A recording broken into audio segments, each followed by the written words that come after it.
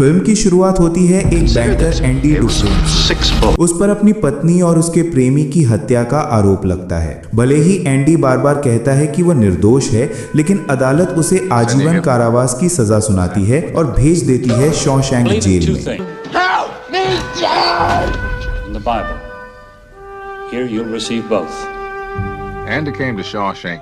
Jail में warden बनकर किताब पढ़ रहा था।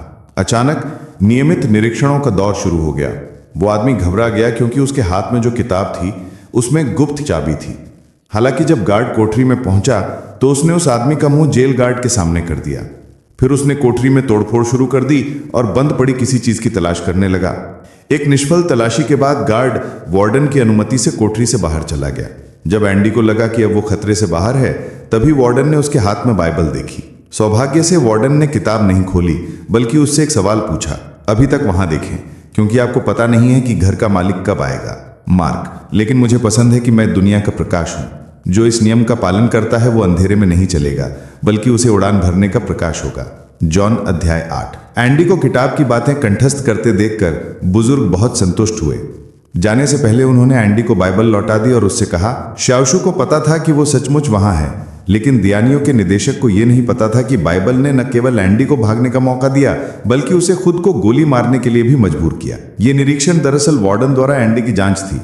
फिर उसने एंडी को अपने कार्यालय में बुलाया और उससे एक ऐसा सवाल पूछा जिससे एंडी दंग रह गया। एंडी को ओल्ड ब्रूक की निगरानी में लाइब्रेरी में नियुक्त किया गया था। ओल्ड ब्रूक उसके आगमन से हैरान था। 40 सालों से ओल्ड ब्रूक अकेले ही लाइब्रेरी का प्रबंधन संभाल रहा था। यह काम न केवल आसान था, बल्कि काफी नीरस भी था। वार्डन ने एंडी को लाइब्रेरी में क्यों भेजा? जैसे ही दोनों उलझन में थे, एक जेल गार्ड ने एंडी को ढूंढ निकाला।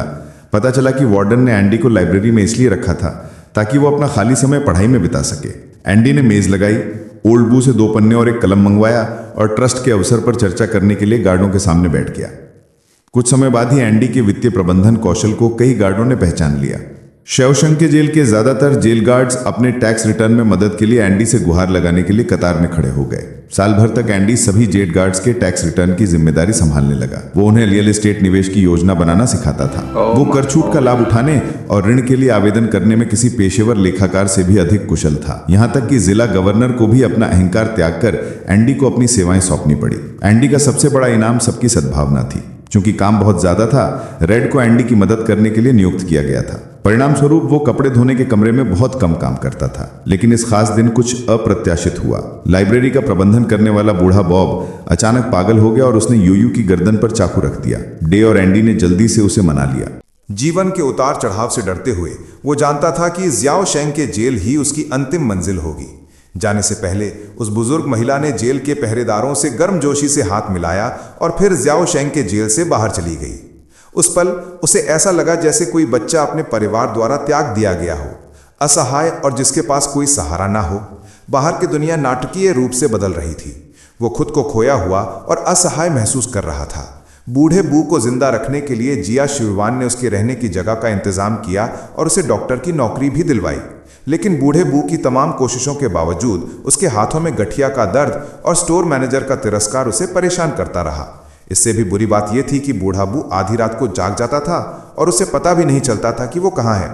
उसने अपने दोस्तों के साथ वापस जाने के लिए फिर से कोई अपराध करने के बारे में सोचा, लेकिन उसकी उम्र के कारण उसके लिए ऐसा करना असंभव था। वो बहुत बूढ़ा हो चुका था। उसकी उम्र के कारण समाज उसे जगह नहीं देता था और वो एक युवा की तरह बदलती दुनिया के साथ तालमेल नहीं बिठा पाता था। इसीलिए उसने होटल के रूममेट पर चाकू से वार किया और भाग गया। शायद इसी तरह ओल्ड बुल लंबी दूरी के डर से बच सकता था। जेल से छूटते ही उसकी मौत तय हो गई थी। खबर सुनकर एंडी और रेड चुप हो गए। एंडी सोच भी नहीं सकता था कि अगर कोई और कैदी जेल से भाग जाए तो क्या वे उसके दूसरे पति बन जाएंगे। इसे रोकने के लिए एंडी ने वार्डन से लाइब्रेरी का विस्तार करने और कैदियों को बाहरी दुनिया से परिचित कराने की अनुमति मांगी। हालांकि वार्डन ने यह कहते हुए मना कर दिया कि जेल के पैसे का इस्तेमाल सिर्फ कोठरियों में हथियार और सुरक्षा कर्मियों की संख्या बढ़ाने के लिए किया जाता है। हताश होकर एंडी ने राज्य विधानमंडल को पत्र लिखकर पुस्तकालय के विस्तार के लिए धन देने का अनुरोध किया। हालांकि कई वर्षों तक विधायकों ने कोई जवाब नहीं दिया। एंडी जानते थे कि यह असंभव है, लेकिन वो हार नहीं मानना चाहते थे। हर हफ्ते वो जो ये हुई को पत्र लिखकर आर्थिक मदद मांगते थे।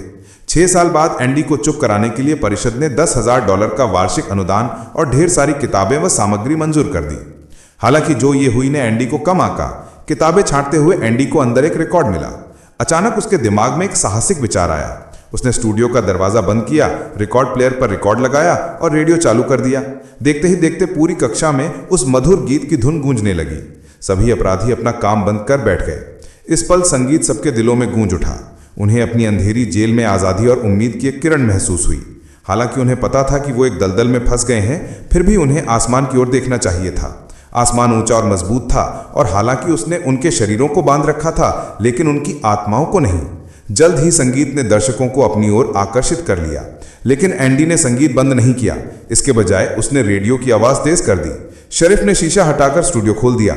एंडी को 2 हफ्तों के लिए एकांत कारावास में डाल दिया गया। इस दौरान रेड को आखिरकार पैरोल के लिए आवेदन करने का दूसरा मौका मिला। हालांकि इस बार जब उसे एक अलग जज से वही सवाल पूछना पड़ा तो उसे पैरोल मिल गई। रेड को अब किसी भी तरह की राहत की उम्मीद नहीं थी, बल्कि उसने बस वही दोहराया जो उसने 10 साल पहले कहा था। जज ने भी वही जवाब दिया। रेड शुक्रगुजार था कि उसकी पैरोल नामंजूर हो गई, क्योंकि वो मर नहीं सकता था। आज़ादी और जेल के बीच झूलते हुए उसके अंदर बाहरी दुनिया के लिए भावनाएं पनपने लगी। 2 हफ्ते बाद एंडी की कैद खत्म हो गई। उसके साथी कैदी समझ नहीं पा रहे थे कि उसने सिर्फ एक गाना क्यों लिखा था, लेकिन एंडी ने कहा कि भले ही वो इस दुनिया में रहते हों, दीवारों के भीतर कुछ चीजें ऐसी होती हैं जिन्हें कोई छीन नहीं सकता। जो आपका है वो आपका ही होना तय है। आशा एक खतरनाक चीज है। आशा एक पागल आदमी को चला सकती है। इसका अंदर से कोई उपयोग नहीं है। बेहतर होगा कि इस विचार का उपयोग किया जाए। ओल्ड ब्रुक का नाम सुनते ही रेड की बोलती बंद हो गई। वो भी कभी एंडी की तरह आशावान था, लेकिन उसे डर था कि कहीं वो दूसरा बूढ़ा न बन जाए। हमेशा आशावान रहने वाला एंडी हर हफ्ते राज्य सरकार को 2 पत्र लिखता और रेड को अपना पसंदीदा कैलिबर भेजता। एंडी म्यूजिक की खूबसूरती के प्रति रेड के प्रेम को फिर से जगाना चाहता था। वो उसे जिंदगी में उम्मीद वापस लाने में मदद करना चाहता था, लेकिन एंडी को नहीं पता था कि रेड के लिए उम्मीद बहुत दूर थी। पलक झपकते ही साल बीत गया और कभी खूबसूरत रहा वो नौजवान बूढ़ा हो गया। अच्छी खबर यह थी कि सोमवार को उसे एहसास हुआ कि उसके खर्च के लिए अमेरिकी डॉलर काफी नहीं थे। इसलिए एंडी ने हर साल लाइब्रेरी को अमेरिकी डॉलर दान करने का वादा किया, ताकि एंडी को फिर से पत्र ना लिखने पड़े। पैसों से एंडी ने चूहों से भरे जर्जर लाइब्रेरी को कैदियों के लिए एक स्वर्ग में बदल दिया, जहां वो अपना खाली समय बिताते हुए अपूर्व खुशी और आज़ादी पाते थे। इस दौरान वार्डन ने एक बाहरी नवीनीकरण परियोजना भी शुरू की, जिससे कैदियों को इस परियोजना पर मुफ्त में काम करने की अनुमति मिल गई। उसने खुद भी पर्दे के पीछे कैदियों को रिश्वत दी, लेकिन चूंकि पैसा खुलेआम खर्च नहीं किया जा सकता था, इसलिए उसने एंडी से जमा किए गए हर पैसे को लूटने को कहा। एंडी ने भी उम्मीदों पर खरे उतरे। उसने अपनी अवैध आय दर्ज की, फिर अपने हुनर का इस्तेमाल करके काले धन को वैध धन में बदल दिया। धीरे धीरे शेरिफ ने एंडी को गंभीरता से लिया। उसने न केवल एंडी के लिए एक स्वतंत्र ऑफिस की व्यवस्था की, बल्कि बिना किसी हिचकिचाहट के उसके सामने तिजोरी भी खोल दी। जब रेड को इस बारे में पता चला तो उसने एंडी को सावधान रहने की याद दिलाई, लेकिन एंडी ने गर्व से जवाब दिया कि काले धन को सफेद करने के बाद उसने व्यवस्था की एक कमजोरी का फायदा उठाकर रैंडल स्टीवन नाम के एक व्यक्ति को जन्म दिया। यह व्यक्ति सिर्फ फाइलों में ही मौजूद था। अगर पुलिस को इस मामले का पता भी चल जाता तो वो उसे ढूंढ नहीं पाते, क्योंकि वो तो बस एंडी की कल्पना मात्र था। अचानक जेल में घंटी बजी। बड़ी संख्या में नए कैदी लाए गए। उनमें एक कैदी था जो देखने में मामूली सा दिख रहा था और एंडी के लिए एक बड़ी उम्मीद लेकर आया था।